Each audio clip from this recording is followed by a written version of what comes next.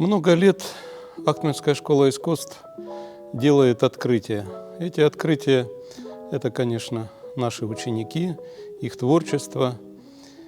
Но еще у нас есть выставочный зал, в котором мы за год проводим очень много выставок. В среднем по 2 выставки за месяц. И вот в 2016 году было такое интересное открытие. Это творчество молодого человека Виталия Податова. Он работает в очень интересной технике и в очень сложной технике. Это цветной карандаш. Немногие художники владеют этой техникой, а тем более живопись цветными карандашами.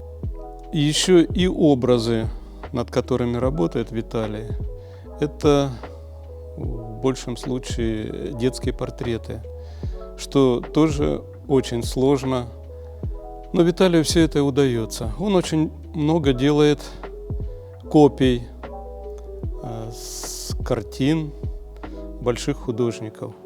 Ну, это только добавляет его творческим навыкам. И вот сегодня очень приятное событие. У нас очень давние, добрые творческое сотрудничество с коллегами из нашего культурного центра. И сегодня мы открываем выставку Виталия Податова, ну, тем более накануне такого светлого праздника. А от работ Виталия идет настолько энергия уюта, тепла, добра. Я думаю, это будет очень интересно для зрителей. Желаю всем посетить эту выставку и полюбоваться творчеством Виталия. А Виталию я желаю здоровья и всего самого доброго, успехов в творчестве.